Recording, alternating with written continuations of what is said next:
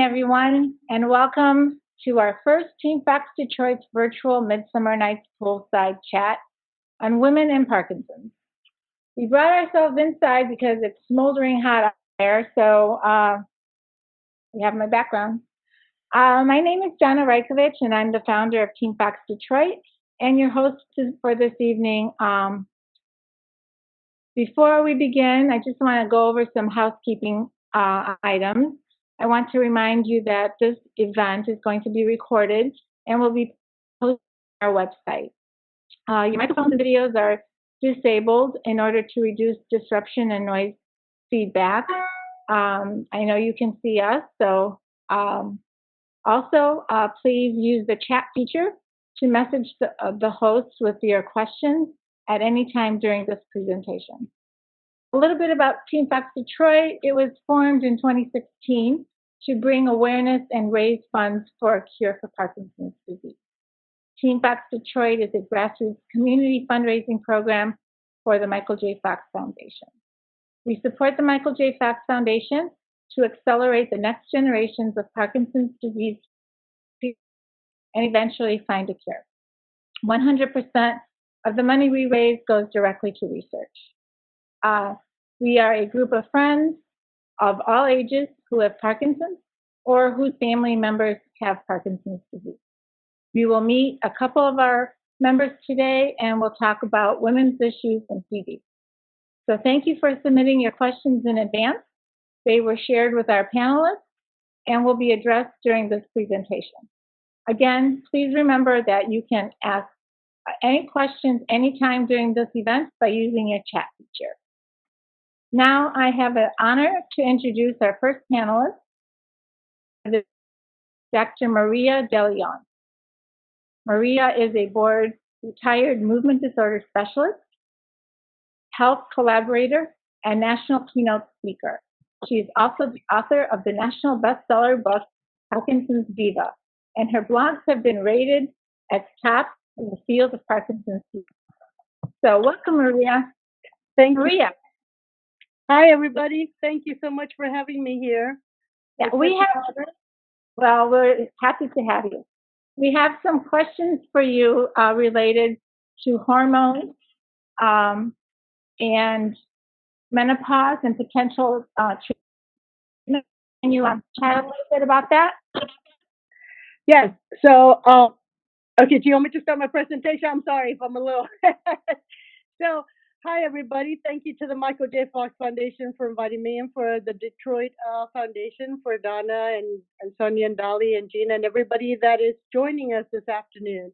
I'm really happy to talk about a subject that's dear and near to my heart. I think that it's one that has had a lot of talk lately. I'm glad that we kind of started this talk, 5-6 years ago when I wrote this book. There was no issues on women and Parkinson's. So why do we need to talk about the different genders? Well, first of all, in neurology and in medicine, there's a lot of diseases. They're more common in women than in men. However, unfortunately, because of some problems that occurred back in the 1970s with one of the drugs, the thalidomide, which is a birth control, there were a lot of birth injuries and a lot of birth defects. So since then, the FDA decided that they were not going to incorporate women, especially young women of childbearing age. So we had to take a step back and being able to participate in research. So most of the drugs that we have to date for any disease, especially for Parkinson's, have been tested mainly in men. So we really don't have knowledge of how these medications really would affect women, especially women of childbearing age or young women, and how it affects with hormone interaction. And so it is important to do this.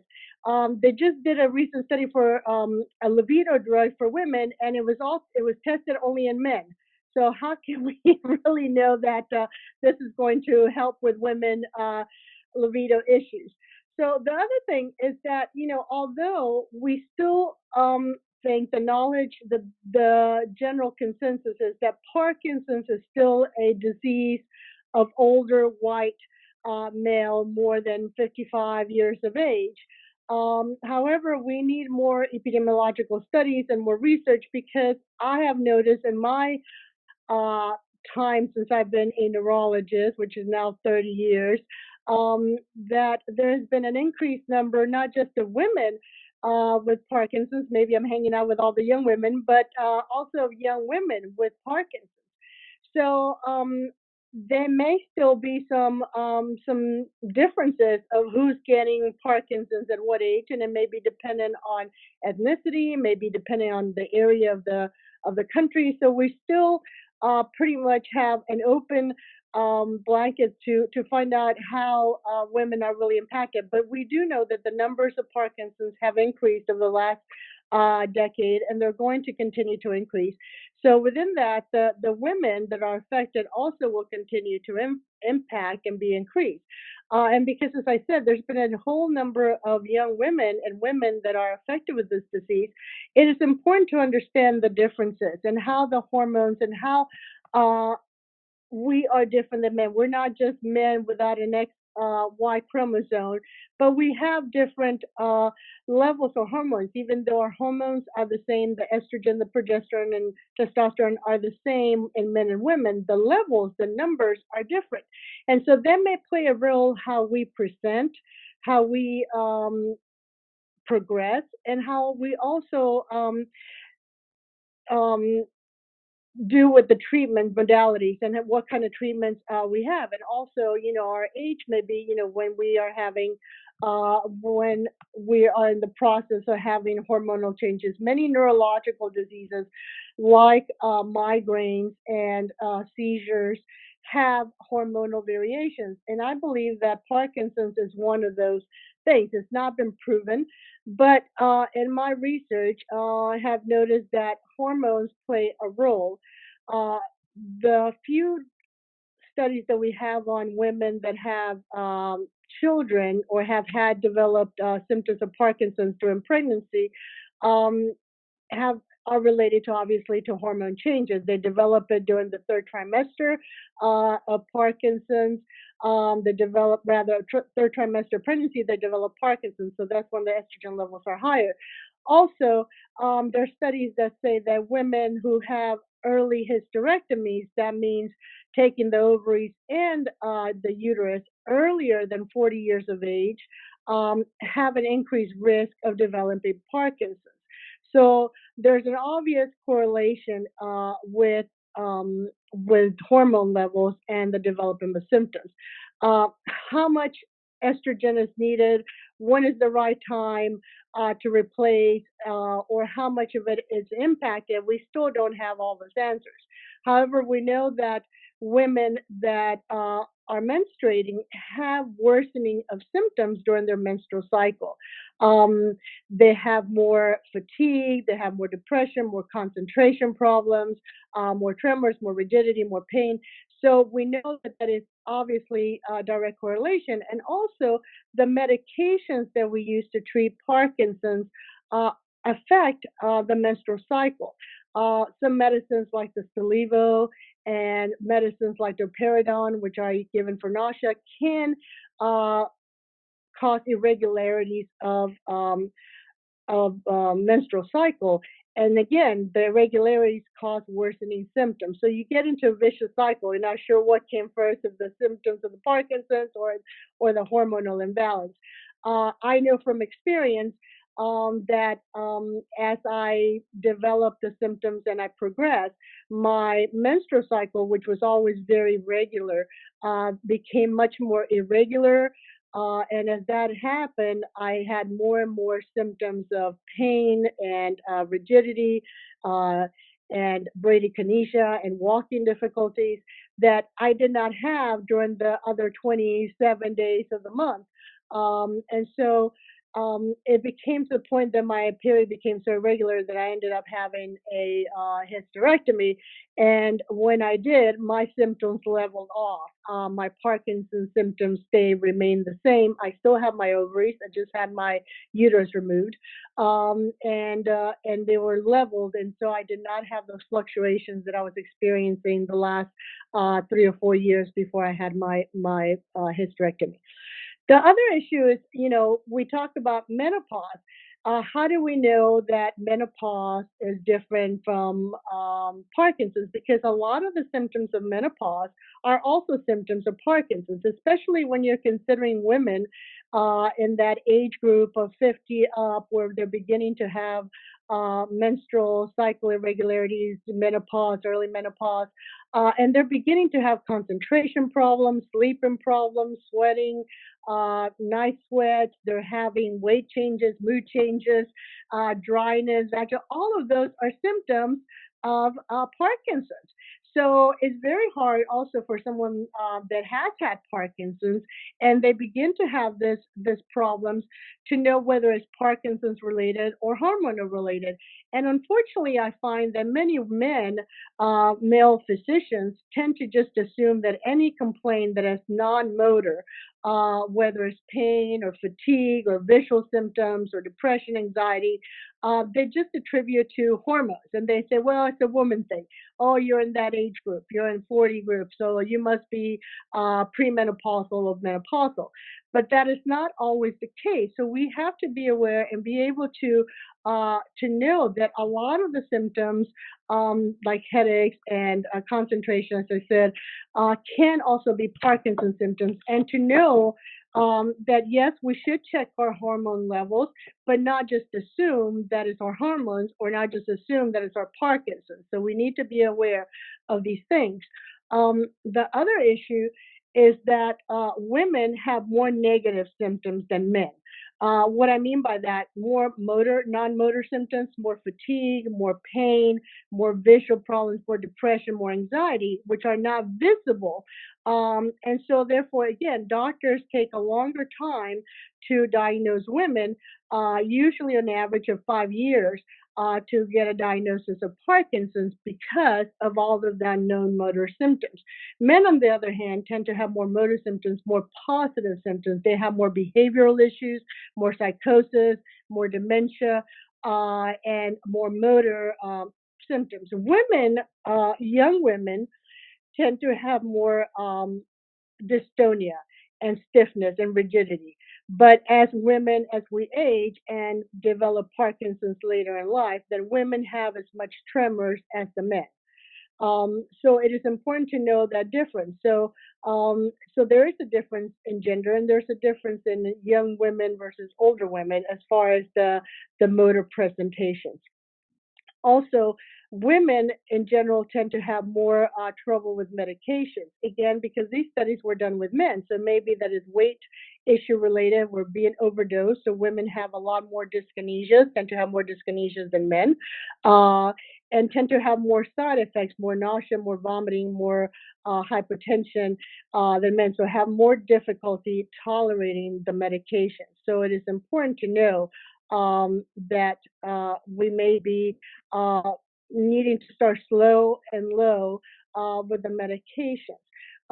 The other thing is that because of, again, of hormonal childbearing age, women of childbearing age, and if they have Parkinson's during pregnancy, cannot tolerate most of the medications we have available for Parkinson's. Most of them are class C, and we don't have a lot of information whether they're safe or not, and that's why we need those pregnancy registries, and there are only 3 in the country that I'm aware of. One is in California, and so we really need that information. The other thing is that a lot of these Parkinson's medications can pass through the milk.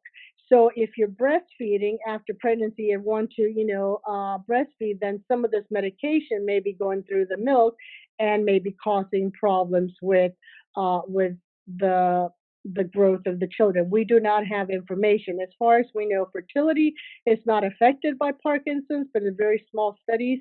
And the pregnancy usually can worsen the symptoms of Parkinson's or bring on Parkinson's symptoms to begin with. Um, the other thing is that, as I said, women are usually the caregivers. They're also, the societal rules are different, so they may not have the financial issues, so they may not be able to see the doctors as on time, especially if they're single or older. And so we need to be able to address those needs to be able to have support groups. And I'm glad that this group has that availability for women that have Parkinson's. So aside from a presentation of research, not knowing what medications, and having some obvious hormonal relationships, we know from studies in heart and dementia studies that hormone, estrogen in particular, is a neuroprotective hormone.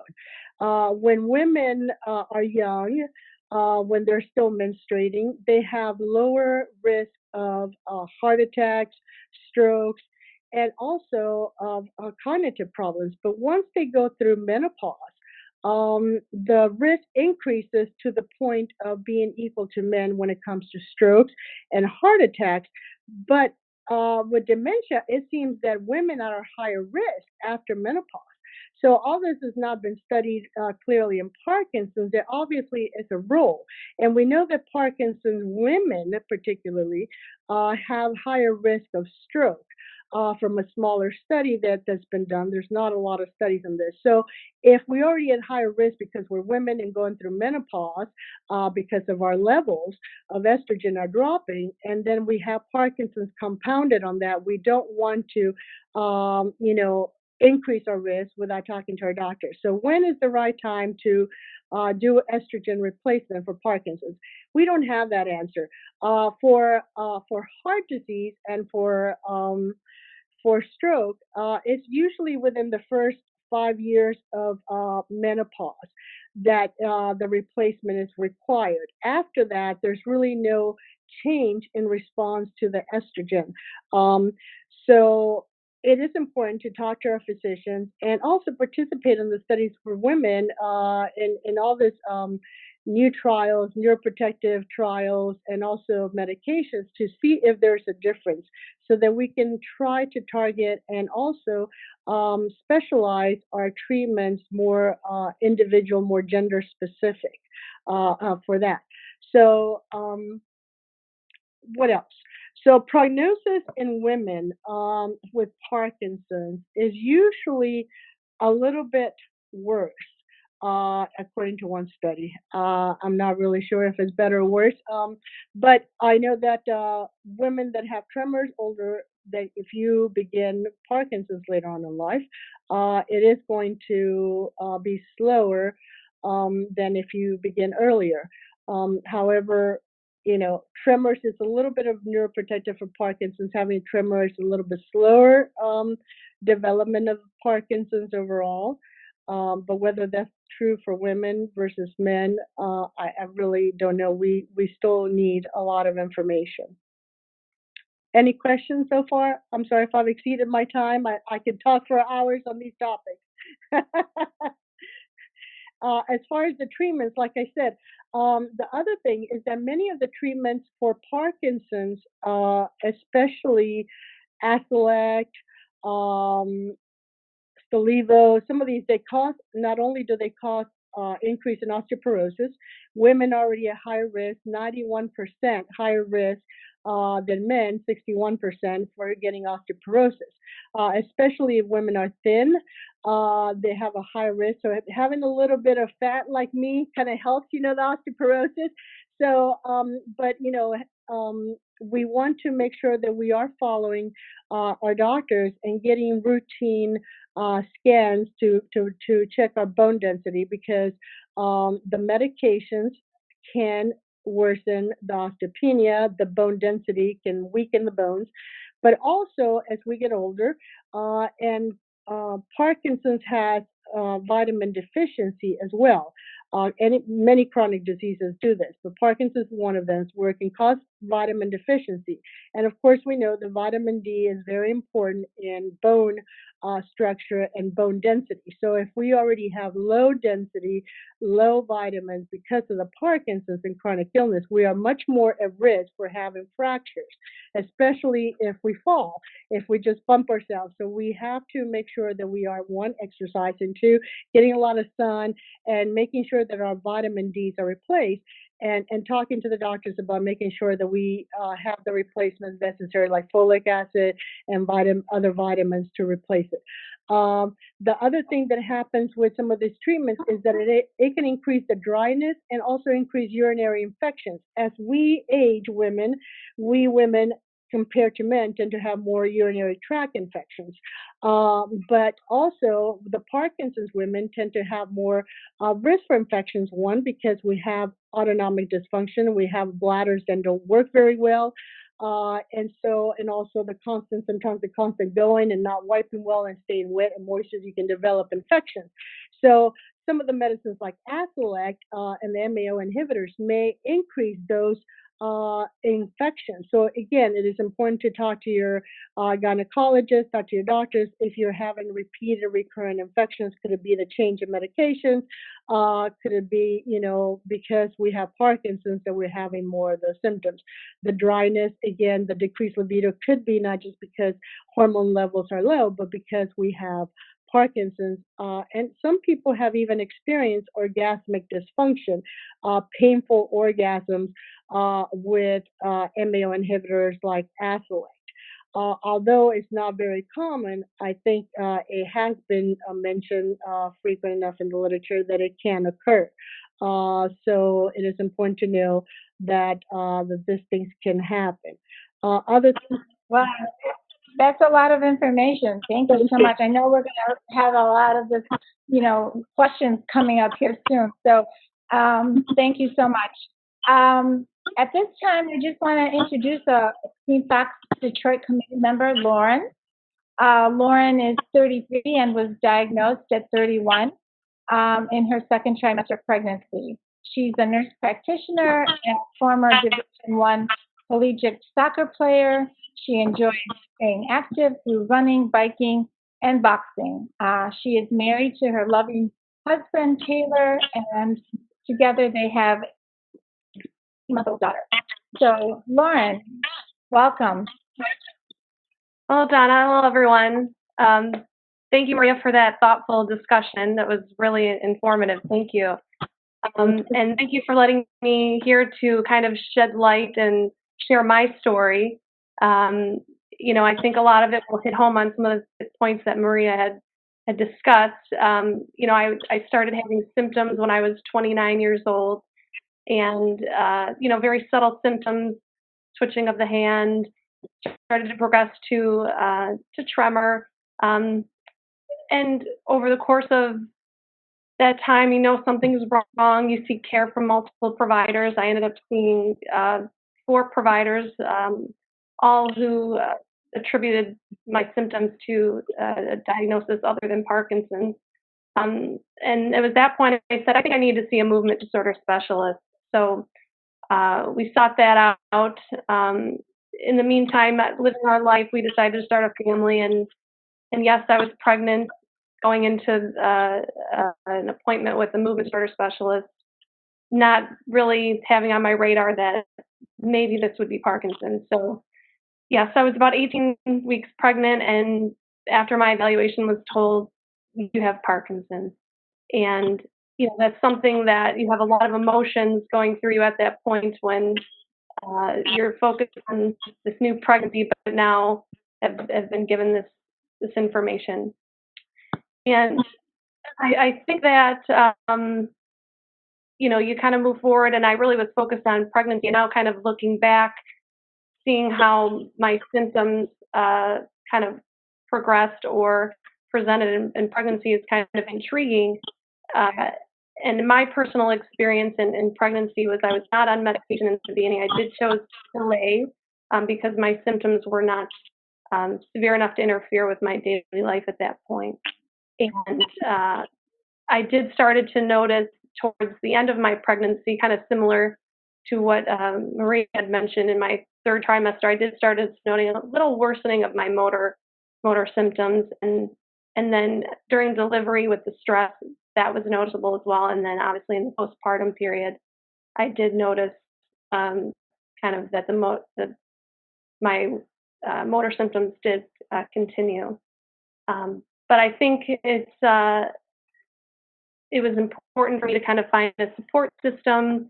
My husband was very supportive, my immediate family, because yes, now you're worrying about caregiving roles and parenting roles and how to navigate that, and needing assistance maybe with your motor skills when you're caring for a newborn and tapping little buttons and things of that nature. So it was really important to have your support system around you, working in close contact with your movement disorder specialist, eventually making the decision when to start medication and consideration, if you want to breastfeed, among other things. And really what helped me kind of move forward through everything was the support beyond my family, finding support groups, advocacy groups such as Team Fox Detroit. And I think that's really powerful and really empowering, and was really beneficial to me. So yeah, and it's definitely just intriguing how hormones really can play a role, but it's also good to note that you can still live your life with Parkinson's, still build a family if you choose. Life just presents you with some more challenges, but we can be successful in those things and have a very enduring life. That's great. Thank you, Donna. Thank you. Thank you so much. Our next panelist is my friend, Sonia also shares a very similar, unique experience to Lauren. Sonia is retired family physician and currently serves as a co-chair for the Michael J. Fox Foundation Patient Council. She was diagnosed with young onset Parkinson's at the age of 27. She is a speaker, writer, educator, and Parkinson's advocate. Today she lives outside of Toronto with her husband and her 3 beautiful daughters. Welcome, Sonia. Thank you. Yes, thank you so much, Donna. Thank you. Lauren touched on some topics of coping relationships, and can you talk a little bit about how to deal with these issues caused by PD? Absolutely. I mean, I think when Lauren was speaking, I was kind of seeing myself in her in a lot of ways. Our stories are quite similar, actually.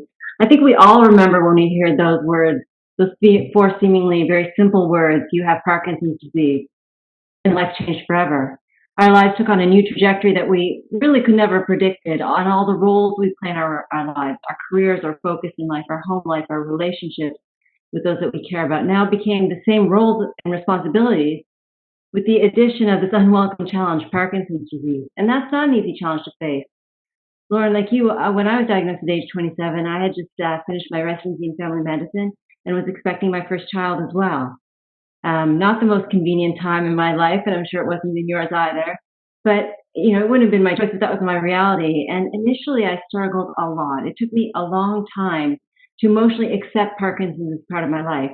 And for me, it was not so much the physical change, to be honest with you.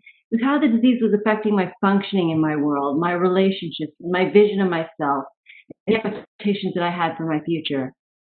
So when we talk about these things, I start off thinking I do 10 tips for women with Parkinson's disease. I don't know how many it is now, probably a little less, maybe a couple more. But I sort of look at my experience having been now diagnosed almost 22 years ago was when I was diagnosed. So that period of time and working with women with Parkinson's in our community, I kind of look at things from 2 perspectives. One is ourselves, and the other is our place in the world. So when it comes to ourselves, the first thing I say is always be kind to yourself. I mean, as women, our lives are finely balanced as we try and multitask: career, interests, relationships, great kids, grandkids, social commitments. And then you add the weight of a chronic illness like Parkinson's to the mix, and the balance becomes even harder to maintain. The first thing you need to do is be kind to yourself. You don't need to do it all. It might come as a shock, but you don't need to do it all. Come up with unique ways to manage what you need to do. Delegate chores. Have your groceries delivered. Build a group of families around you that share kids, pickups and drop-offs, play dates, childcare, so forth. I mean, I'll be honest, I still have difficulties with this one because I frankly don't like the fact that I can't do some things because of Parkinson's disease.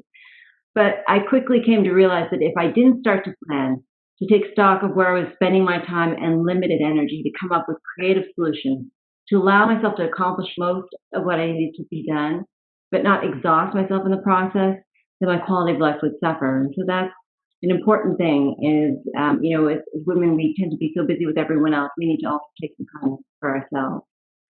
That ties into the next tip that I have, that self-care is not selfish. You have to take care. That's the old adage, you have to take care of yourself in order to take care of others, and it's true. And the key to self-care in Parkinson's disease, I've found, is routine.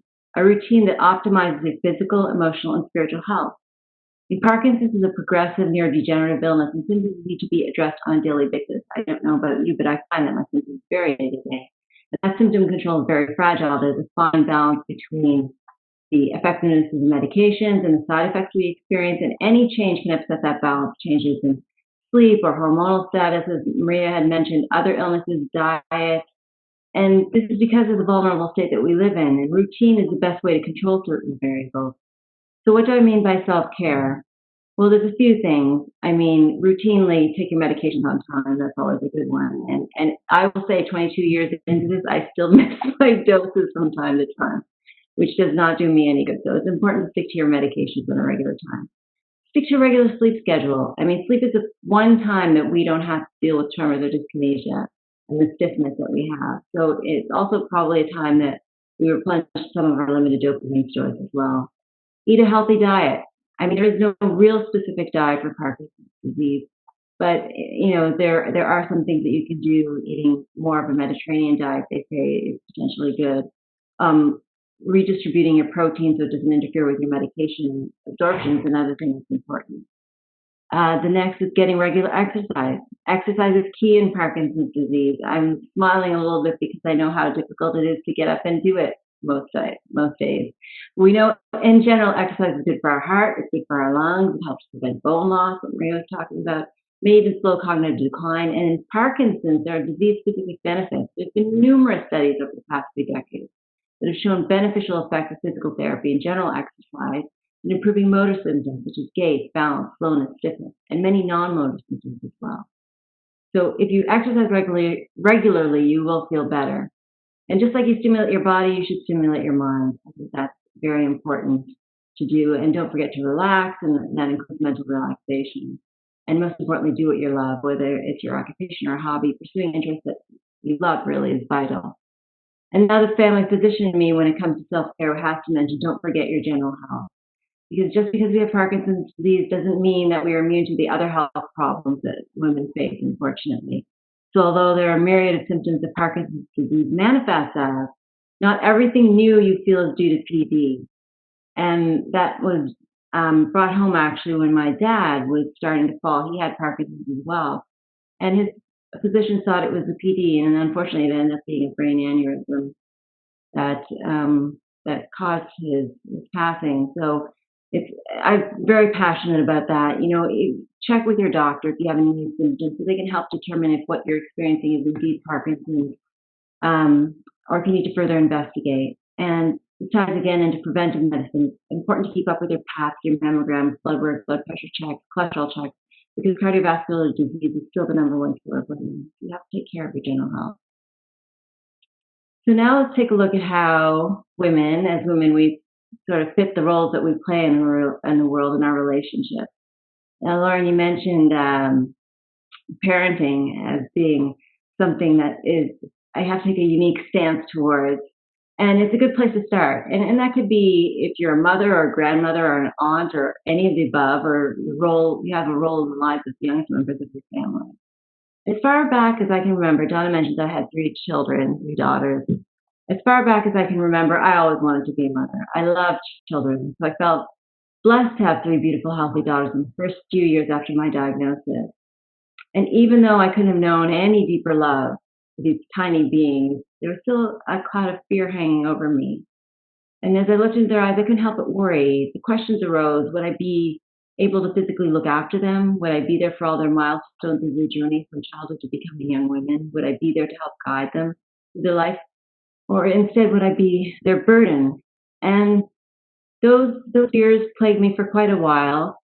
And I had to sort of really step back and do some introspection and figure out what was really important in terms of being a good parent. For me, initially, it meant being super mom, but what was my really definition of that term?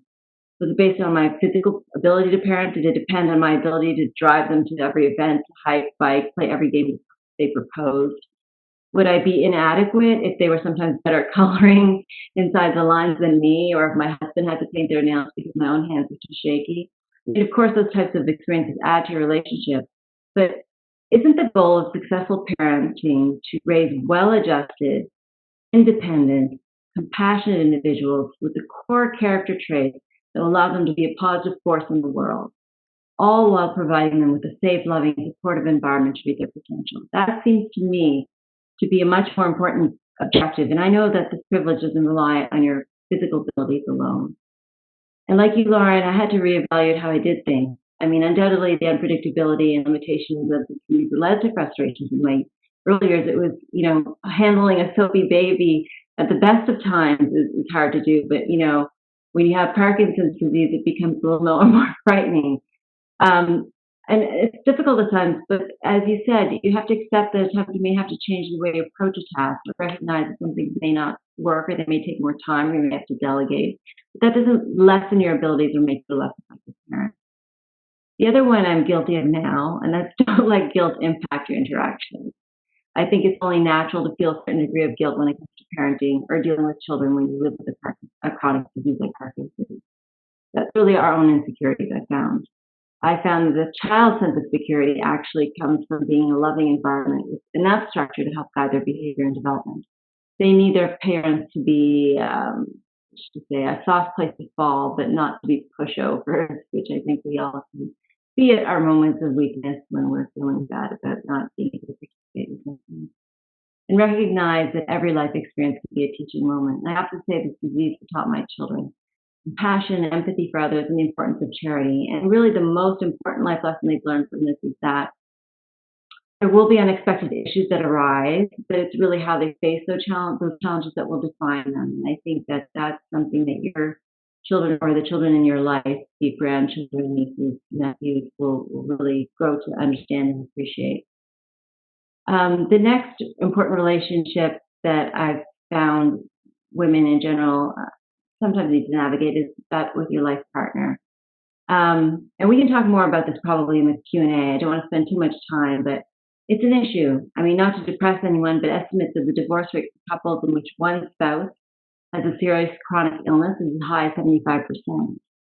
Now, of course, many of us are lucky to have partners that choose to take this journey with us, but in general, this diagnosis can put a strain on any relationship.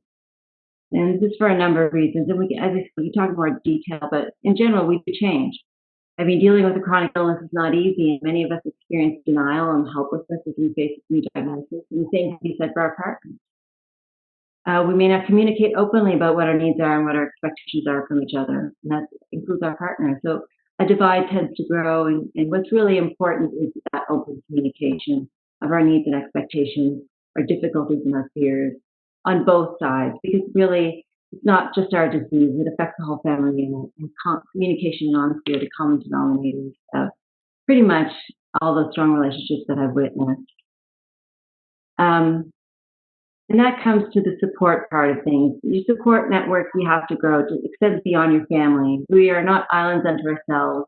We will do best when we're surrounded with a strong support network made up of caring individuals who are all working to help you live better with this disease. So your Parkinson's support team would include your medical professionals, your allied health professionals like physio, OT, massage, etc., counselors, and for us, I truly believe this. Surround yourself with a group of girlfriends outside of and also within the Parkinson's community. There is such a bond that forms when you connect with someone who shares the same life experience as you, and you kind of get past the frivolous part of the relationship. I experienced that with Donna for sure. And part of that means being vulnerable. Part of that means disclosure. And again, we can talk about this in more detail. But as the saying goes, the burden shared is the burden to have. And, you know, I didn't tell my anyone beyond my husband and a few close friends about my diagnosis for over a decade. And I made this decision for a number of reasons. Most important one for me was I didn't want to have a pity party. I didn't want to hear anyone say, poor you. And that sort of fear of being pitied is a common theme when speaking about disclosure issues to others who are affected by chronic illness. Another is thought to be, you know, less than or sick and being left out of certain things. But I did find that when I did disclose to my friends and social circle that that was a burden lifted that I didn't know existed in the first place until it was gone. And the last couple of things are just sort of boost the morale and because I believe in optimism in the future and hopefulness about the future. And the first thing is remember who you are. You are not defined by your disease. We are much more than the label our disease or life challenges place in us. We are mothers, we are grandmothers, we are daughters, we are children, we are siblings, we are friends, mentors, and so much more. Undoubtedly, we are all shaped by our life experiences, and the challenge of Parkinson's is really no exception to that. But it's not your only defining factor because there's so many other aspects of your life experience and characteristics that make you the person that you are. And that leads me to celebrate. Celebrate yourself. Celebrate your womanhood, your awesomeness. Take advantage of the sisterhood in this community. Although Parkinson's is, I think Michael said it, although Parkinson's is truly a gift that generally keeps on taking, one of the things that has given me is the chance to be friends with a group of incredibly supportive and inspiring women who continue to remind me that I am and we are not on this journey alone. And lastly, let go of your fear of the future. And it took me a long time to do, but you have to let go of your fear of the future in order to begin living the present. Fear is paralyzing. It's an emotion that keeps you mired in your problems and doesn't allow you to move forward. Yes, I agree, the future is uncertain, but hopefully there will be better days ahead. Regardless, do everything you can do to optimize your quality of life today and to learn not only to live well with this disease, but to thrive despite it.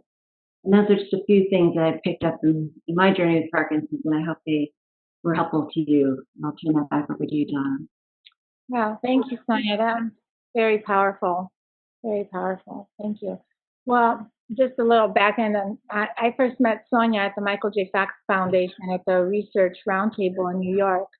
I want to say, right, diagnosed her shortly thereafter. And I couldn't believe this young, beautiful woman has been living with Parkinson's since the age of 27. So you're amazing. You're my inspiration. For me, research is the key. It's only because of research that these diseases that were once incurable are now cured. Research is what gives us hope for a cure. When I was diagnosed in 2012, I immediately went to the Cleveland Clinic. It was the closest site where I could be part of the PPMI study through the Michael J. Fox Foundation. The PPMI is called the Parkinson's Progression Study that was launched in 2010 with a mission to identify biomarkers of Parkinson's disease, onset and progression, a critical next step in the development of new and better treatments for Parkinson's. I'm also part of an online Fox study called Fox Insight. It's sponsored by the Michael J. Fox Foundation. This study facilitates the sharing of patient information about living experiences of Parkinson's disease and the genetics of the disease. Which brings me to our next panelist, Dolly Niles, about the importance of research. Dolly is the president and executive director of Quest Research Institute. Quest, it was founded in 1996 as one of the few privately run dedicated clinical research facilities in Michigan. In order to deliver in excess of 500 trials since inception, they collaborated with the Michigan Institute of Neurological Disorders, Health, and Michigan Health Professionals. They focus in the neurology and oncology space and provide access to cutting-edge research trials for the Metro Detroit Great. Welcome, Dolly. Thank Thank you. you. How Exciting. exciting. Okay. Dolly, can you give us Yeah. some insights on what is going on in Parkinson's research, and especially the importance of women in research? Absolutely. So, I think the best place to start really is to talk about first how much I love talking about research, and I like. Like any opportunity to do that. Um, can you hear me okay? Yes. Yes. Excellent. Okay. I had to do something. I had a weird echo. Okay. Well, the number one reason that new treatments take so long in general is because of a lack of knowledge about research going on. And I will tell you, being a person with Parkinson's, and just side note, the women that have spoken so far are just amazing women with Parkinson's disease. I've really just been very impressed with how much they've shared and how much they know, and um, and even and advocate for themselves. So because I think that that's the beginning of getting to be motivated to learn about research. And over the past 20 years, and I've been doing this about 15, but certainly, Maria touched on this. Over the past 20 years, most research really was focused on off-time treatments. Nothing really sexy, a lot of different forms maybe of levodopa or apomorphine, but a lot of focus on motor symptoms. And some of the thought, I think, nowadays is that might be because um, mostly men were participating in research and they're really concerned about motor symptoms. And kind of to Maria's point about how women tend to be more bothered by some of the non motor symptoms. And I think what the good news is now that I've seen over the past 7 or 8 years are two things. One is that non motor symptoms are getting a lot more attention. And that's really great for women because they seem to, I think that's going to add to their quality of life more maybe than the men. And it could just be women are a little more in tune with their bodies, but they certainly are bothered more, complain more about constipation, fatigue, depression, intimacy issues, many things that Maria mentioned. Um, and the other thing that I've seen, which is even better for everyone with Parkinson's, is the focus on what we call disease modifying treatments. And those are treatments that really actually help slow the progression of Parkinson's, and that's really what we want, right? Um, and that some of those examples would be like the anti-alpha-synuclein treatments.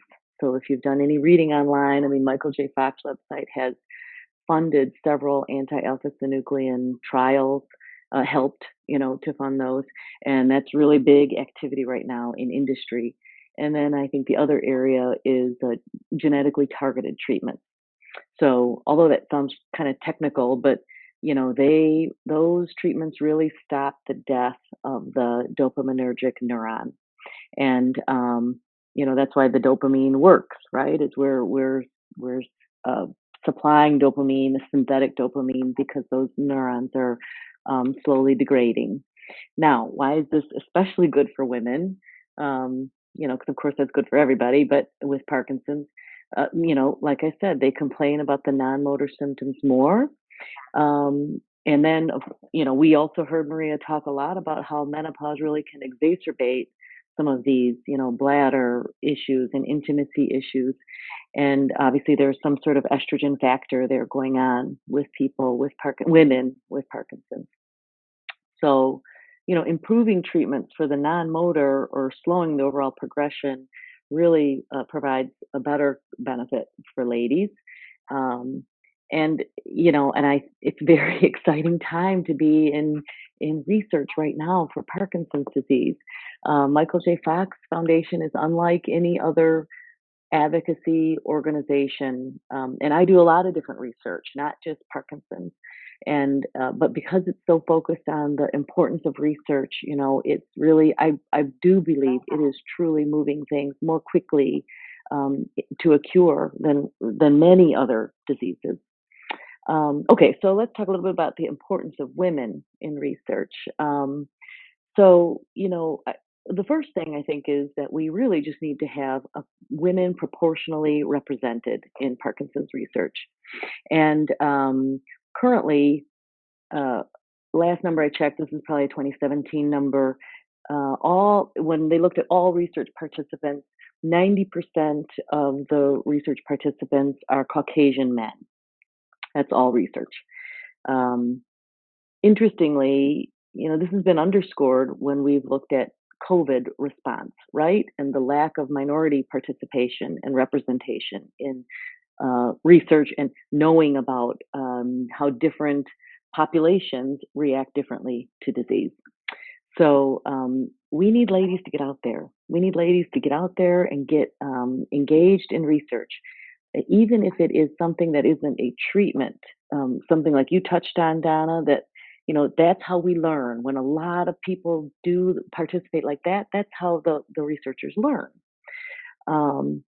So if you're on this call, you've already started to advocate for yourself, which is great for you as a woman with Parkinson's disease.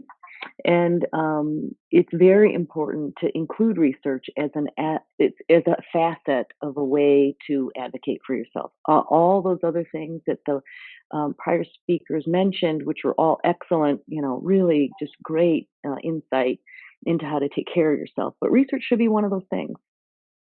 So how you do that, of course, is, the Michael J. Fox website is loaded with information. They will provide pretty good explanations about research trials that they've funded, and even updates on those. I've had patients from New York, Wisconsin, all over the Midwest that read about a study on the Michael J. Fox website and want to participate. Another great place for people to look for research studies close to them is on the governmental website clinicaltrials.gov. And industry has to post any phase 2 through 4 study on there. And there's a pretty in-depth description about the study. It'll tell you if it's enrolling and where it's enrolling, what the compound is, probably very technical stuff, but it's a great place to go, and it's objective, right? It's a governmental site. Lastly, of course, we love, if you're in the Midwest area, to call Quest. We are one of the busiest Parkinson's research sites, early phase Parkinson's research sites in the country. So we are working on a lot of neat things, some things that are, extended levodopa type or even a levodopa pump. But interestingly, like we're working on a levodopa pump study right now, and women have different issues than men. We're not going to be able to have sponsors improve that unless we have women participate, so that that data is surfaced in the improvement, in the development of that product. So I think that's important that you do that. And then, of course, we have several, the anti-alpha-synuclein type studies, and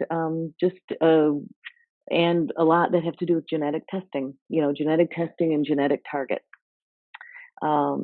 So and I think that it's important to note for a research study, and we're going to talk a little bit more from some participants that can share their experience, but it's important for people to know that a research study can range from one short visit to a several year study that has very intense doctor visits. We have something that can suit, I think, everyone based on their comfort level. And if we don't, there's plenty of research being done at the U, and Henry Ford, they all have their own, a lot of them have their own studies too. Okay, so I think that's important to look and to learn. And I think the last thing I'd want ladies to know is that only 15% of research participants learn about a study from their doctor. So you can't assume that your physician knows about research going on, that they even advocate for research. I deal with a lot of physicians, and many don't really know what's available or how a research study works.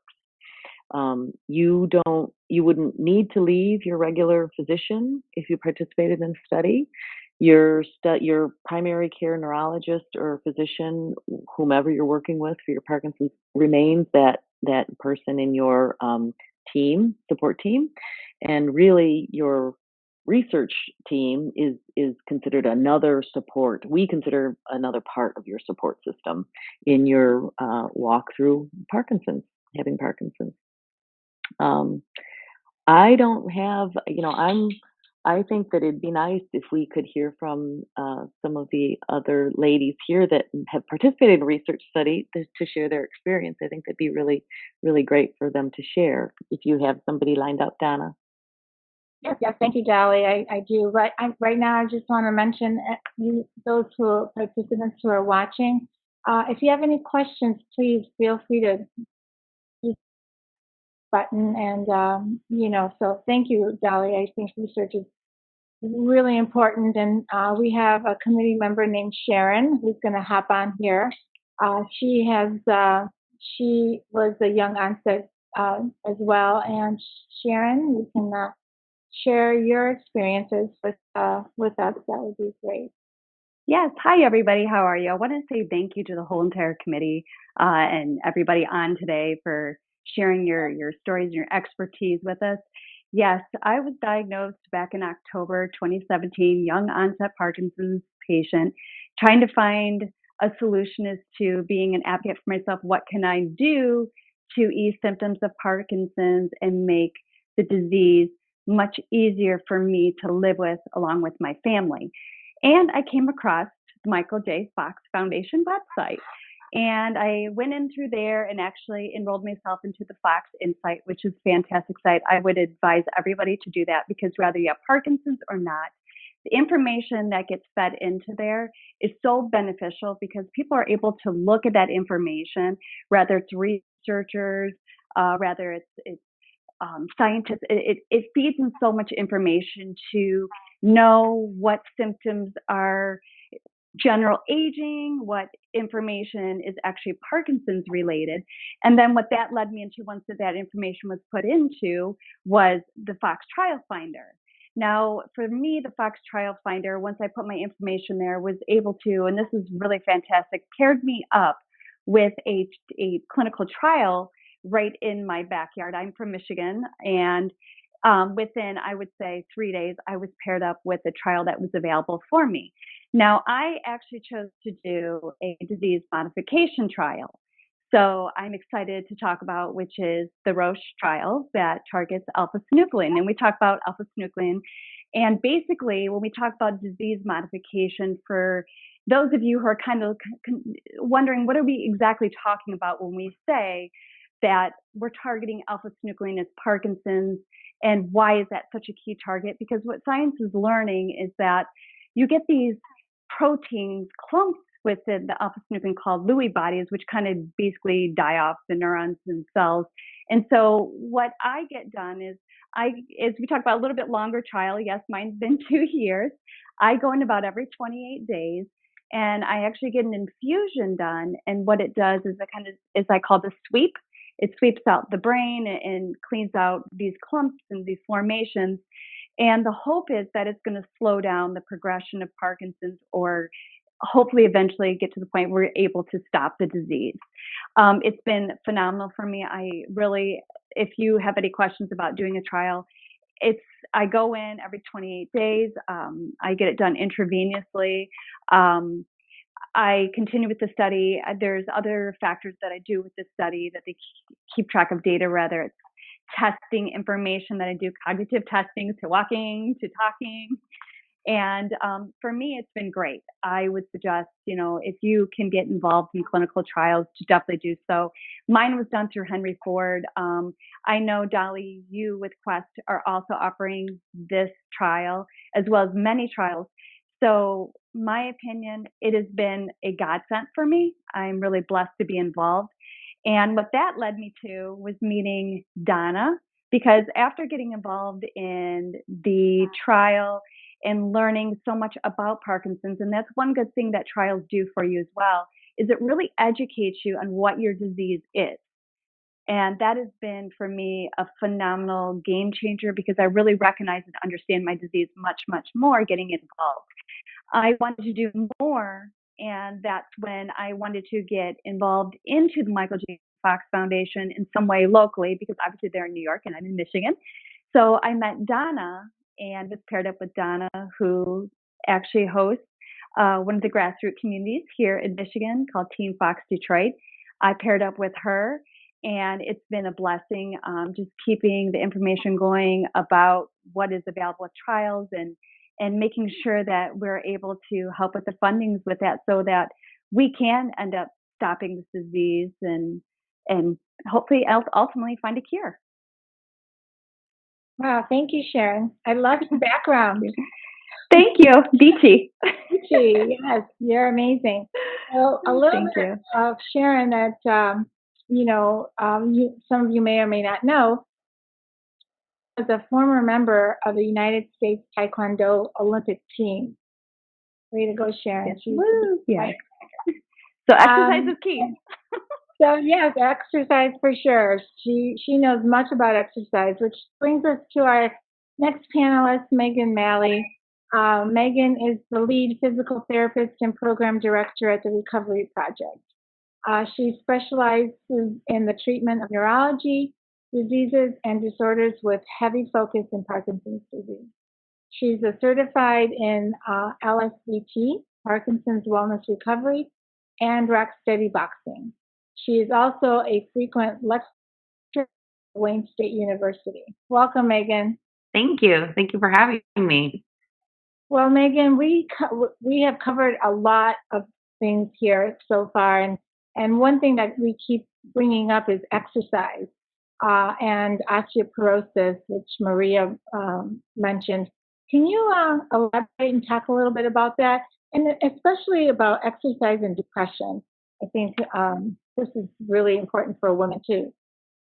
Sure. Yes, I'd love to. I'm going to try to touch on a few key things throughout my time here with you guys. So the first being just I know everyone knows the benefits of exercise and other speakers have discussed it, but the first thing I wanted to talk about was really just some of the latest research on more Parkinson specific exercises, including forced use intense exercise. So we know that there are benefits, many benefits of exercise, including, balance and walking function and cognitive function, cardiovascular health, decreasing tremor, assisting with some GI function and decreasing constipation, but also other benefits that are really specific for Parkinson's and especially women, like we've been talking about, such as bone health and decreasing depression, as Donna mentioned. So the neuroprotective benefits of exercise have been really studied more so in the last several years, and it's really an exciting time, as was mentioned already by Dolly too, about research with Parkinson's and especially in the field of exercise as well. So what research has shown is that exercise can really be neuroprotective for individuals with Parkinson's, and that it also increases neuroplasticity, which means the brain's ability to sort of reorganize or compensate for an injury or a disease. And what research has shown is that that benefit is actually greater with more vigorous exercise. So the importance of that is, the more high intensity exercise, the potential greater benefit of that neuroprotection.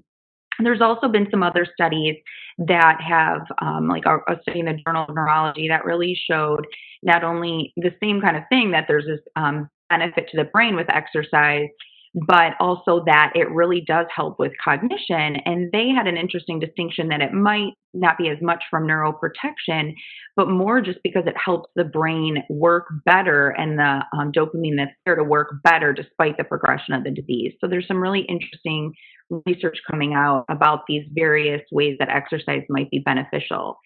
So forced use intense exercise is really just meaning an exercise that is, the intensity is not self-selected. So it might mean walking on a treadmill where you set the treadmill up to a certain pace that's kind of forcing you to walk fast or forcing you to jog, or maintaining a certain RPMs on a tandem cycle. There's been some great research about the benefits of tandem cycling, where you have someone without Parkinson's helping you maintain a certain speed on the cycle, and how that can potentially benefit the symptoms of the disease. And so it's really also about keeping up a higher target heart rate, really getting that heart rate up and getting increased blood flow to the brain. And as I mentioned, with that increased level of vigorous exercise, it's more neuroprotective, and hopefully research is pointing to the possible benefit of the slower progression of the disease with that type of exercise. So the next topic, that brings to is, like we've mentioned, and we've heard Maria mention too, about osteoporosis. So we know that already being a woman puts us at risk for developing osteoporosis and potentially broken bones. And, out of the 10 million Americans with osteoporosis, about 8 million or 80% are women. And so that's approximately 1 in 2 women over the age of 50 will actually have a fracture due to osteoporosis. So another just interesting fact that I didn't realize either is that a woman's risk of actually fracturing their hip is equal to her combined risk of breast, uterine, and ovarian cancer all combined. So this is obviously a very big issue. So specifically relating to Parkinson's disease, we know that there is a higher risk, research has shown a significantly higher risk of osteoporosis with Parkinson's. And then you combine that on top of the higher risk of being a woman. So research really hasn't been able to pinpoint exactly, why this is, why there's a higher risk of osteoporosis with Parkinson's disease. There's been some potential links to just decreased mobility associated with the disease, potentially lower body mass index, lower overall muscle strength, the use of certain medications, maybe not as well-rounded of a diet, especially for people who are having maybe swallowing difficulties or a lot of GI difficulties from the disease, or a lack of vitamin D. So, as far as fractures go, obviously this is a big concern because people with Parkinson's disease, who we already know, are at risk of falls. If they fall and you have a fracture, especially from landing like on the hip or on the knee and having a kneecap patella fracture, is definitely a concern and a higher risk than the population without Parkinson's disease. So the good news is that there are definitely ways that we can address this, and those are through 2 main types of exercise as far as exercise management of osteoporosis. So those are weight-bearing exercises and muscle strengthening exercises. So with weight-bearing, it's really important that the bones it helps lay down new bone and maintain bone strength through that impact at the joints. So high impact or low impact exercise is really important as far as osteoporosis goes. Unfortunately, if you're, a swimmer, you love swimming, that's phenomenal exercise, but it's not really the best choice for something to really work on your bone health. So as far as examples of high impact weight bearing exercise, that would be something like high impact aerobics or jogging or running, jumping rope, stair climbing, tennis, those kind of things. So we know not everybody is able to do those. Those are difficult things to do. Also, if you have other issues, such as if you already have osteoporosis and maybe you're at a risk of a fracture in your spine, you might not want to do such high intensity, high impact exercises. So some lower impact, but still weight bearing exercises are still great and beneficial and a safe alternative if you can't do the high impact activities. So those might be, working on an elliptical machine or a stair stepper, or just walking outside, walking on a treadmill at a brisker pace. So the strengthening exercises are another, big component in addition to weight bearing. So strengthening exercises are really anything where you're moving your body or weight against gravity.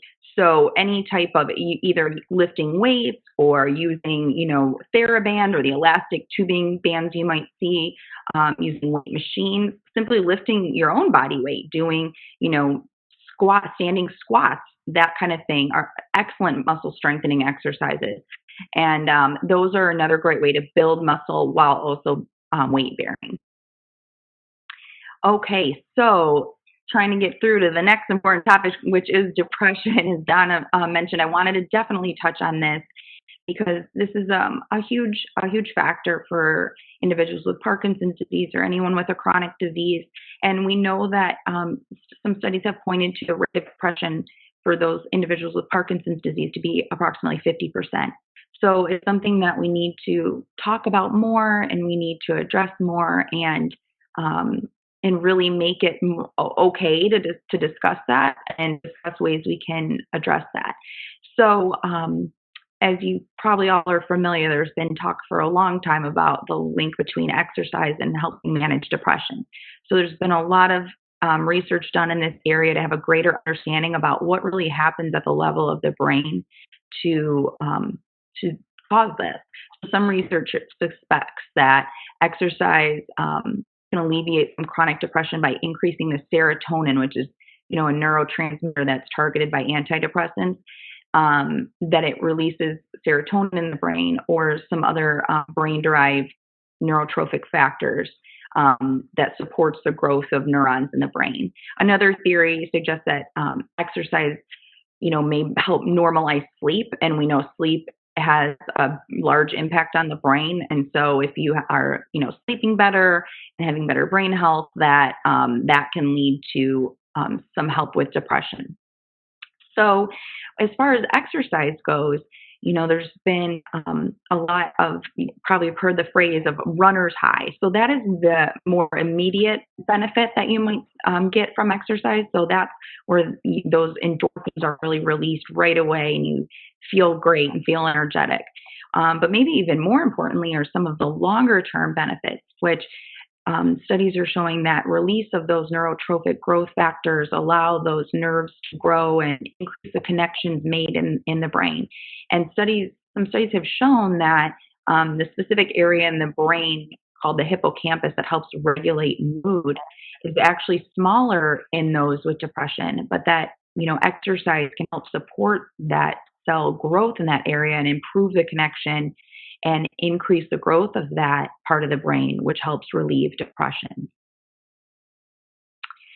So the next thing I just wanted to touch on in conjunction with that is just the importance of finding someone that can help you really structure an exercise program to target the various aspects of Parkinson's that really are affecting you personally, because there are so many, as you all know, so many areas that you might be having difficulties with, and whether it's more motor symptoms or more of cognitive symptoms or swallowing, things like that. So in Metro Detroit, I work for a company called the Recovery Project, and we specialize in the treatment of Parkinson's disease and really utilize the most evidence-based research. And so that may include partial body weight support treadmills to work at higher intensities. If someone's like, I want to work harder and work at a higher intensity, but I'm scared of walking on a treadmill that fast because I might fall. So a body weight supported treadmill trainer is a great way to do that, and for a PT to focus on your gait mechanics and help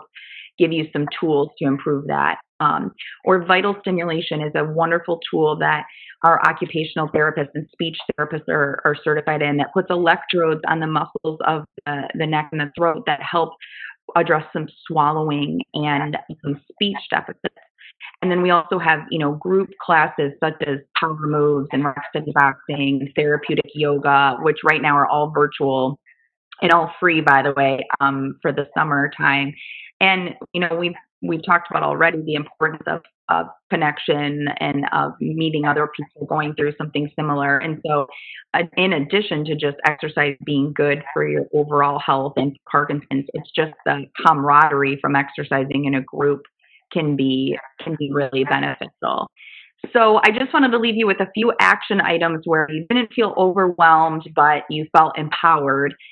So one, just really encourage everyone to find a way of exercise that's enjoyable to you. If you don't like it, you're not going to do it. And so it shouldn't be stressful or a burden. It should be something you try to look forward to because you feel better. So walking the dog or working in the garden. Consider at least one type of exercise that's weight bearing if you can, where you're actually getting some compression through your joints. Try to work at higher intensities at least a couple times a week if you can, getting your heart rate up, getting a little sweat on. And then if you have really specific deficits that or things that are challenging you, find a PT or occupational therapist, speech therapist in your area who really specializes in Parkinson's disease, and And that's super important. So those are just a few tips I wanted to leave you with, and help you feel empowered that you can, do something to help fight back against the disease and feel good and keep your overall health as optimal as possible. Thank you, Megan. That's all great advice. I always find that you stick to something that you love to do, and you just do it. Like every day is a different day for us when we wake up in the morning. So find something that you love to do, and you'll stick to it. So before I open up our panel for questions, I just want to thank everyone who's participating with us today. Questions through the chat feature. And now I'm going to bring my friend Lana, who's also a committee member, to help facilitate these questions to our panel. So Lana, you want to hop on and join us here? Yes. Can you hear me okay? Yes. Okay, great. Again, my name is Lana Klosterman. I'm on the board and a committee member for Team Fox Detroit. So good evening, everyone. And I will read some of these questions as they've been sent to me, so I won't ad-lib anything. So we can then just have whoever the panelist is that I'll be speaking to, maybe ask, the best they can to answer some of these questions. So I'll start with Maria. The first question is, can breast implants lead to Parkinson's, or can they make symptoms worse?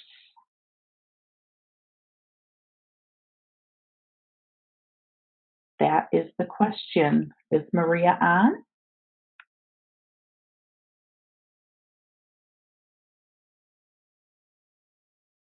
Maria? Yes, can you hear me? Okay. Yes. All right, Yes. sorry. Yes. All right. Well, thank you, everybody. That was a wonderful presentation, and wanted to say first that I know I gave a lot of information, but I did not want you to feel overwhelmed, because life can still be wonderful as a woman, and you can still be empowered. Parkinson's diva, you can be a diva and put your passion to whatever you want, get your favorite color, and just take life as it comes, and like Sonia said, just concentrate on a few things that are important. Don't try to do everything. But going to the question, the breast implants, as far as I know, I don't know of any documentations of breast implants causing Parkinson's disease per se. However, breast implants have been kind of related to many inflammatory diseases like fibromyalgia, lupus, and other things. And so there may be a component, if you have developed some of the symptoms like lupus or fibromyalgia, you may have some Parkinsonism, some symptoms of Parkinson's, but not idiopathic Parkinson's that we know of. Parkinson's has been said there may be inflammatory, so certainly having inflammation can possibly make symptoms worse. But talk to your doctor if there's a concern about that, if there's some leakage, there may cause other medical problems or some Parkinsonism. Thank you. Okay. Okay. I have a question here for Dolly. Dolly, it says here the question is asked, vision seems to be affected in Parkinson's. Has vision been looked at research? Interesting. Yeah. I've not done an ophthalmology, an actual eye research trial. However, it's kind of interesting. There's been a lot of research on medications, and we have a lot of ophthalmology assessments that go with some of those treatments. And Maria might be better, from a clinical standpoint, on certain meds that might, I guess, put the eye more at risk. But I haven't seen anything like that specifically for eye function. I'll be glad to say a few things if you want me to. Oh, yes, please. There have been some studies on visual symptoms and tracking with Parkinson's, and I have to remember. But as far as Parkinson's, I don't think there was a specific tracking abnormality. I think it was more consistent, at least of studies that I've seen, with PSP or other multi-system atrophy, Parkinson's plus syndromes. But I have to go back and do that because there's some studies that they did that a couple of years ago. Dr. Sheesh presented at the Academy of Neurology, among others, and I want to say that there was no difference with the Parkinson's, but it was for the Parkinson's plus. But I will get back and I can send the link once I find that. No, I think you're absolutely correct too, that I know that our movement specialists, they're looking for those eye symptoms that are really more Right. Parkinson's plus. Yeah. Yeah, You know, and I that's, participated, and I actually yeah. participated in that study, having the tracking and everything. So I did that for 2 years. So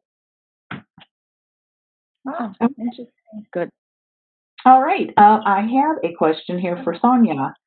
Sonia, they're asking, really looking for coping and support group to help me navigate through this. Where do I start looking? That's a great question. And it's easier now than it was 20 years ago. Let me tell you that. Because now we have the technology that finds us home, especially in this time of COVID where we're all kind of stuck at home. We need to sort of use the technology in order to get the support we need. So that's where I would start. I would start online. I would go to websites that are vetted, meaning websites that belong to organizations that you can trust and depend, and sometimes they have support group information on those websites, or even on Facebook. There's a number of websites that, a number of them actually, a number of groups that have sort of just sharing of information and sharing of your feelings. And I will say that a lot of the practical stuff I've learned about how to handle, like, your feet cramping in the morning and things like that, I've learned from other people with Parkinson's. We tend to learn a lot from each other. So, and the amount of support that you get when you say to someone with Parkinson's that I feel off today, and they know instantly what you mean. That type of support is really imperative. But I would start online, first of all. And then when this COVID thing settles, then I would start with your local Parkinson's organization, see if they have in-person support groups. Okay, Lana. Yeah. This is Dolly. I was just going to add, because we do a lot of interaction with the Michigan Parkinson's Foundation, and they really do fill a different niche, and they have a lot of really active support groups that are long time, interested in research that I stay in touch with. So I know that's one of their that's something that they're very proud of in managing. You can just go to michiganparkinsons.org and learn about their support groups. Okay, wonderful. Thank you. Any other panelists have any suggestions there? I love this. You guys all chiming in. This is great. Well, I think that the PMD, the Parkinson's Movement Disorder Alliance, they have a lot of online activities, lectures, and support groups, and clubs that they can do online to try to build support for Parkinson's, women, men, caregivers, and so on. So I think that it'd be good to just check their website. And they have frequent lectures and information activities that can be very helpful. Okay, wonderful. All right, Donna? Okay, I have a question here for Maria, or either panelist, but Maria specifically. Can anesthesia lead to Parkinson's or make symptoms worse? Anesthesia cannot cause Parkinson's that we know of.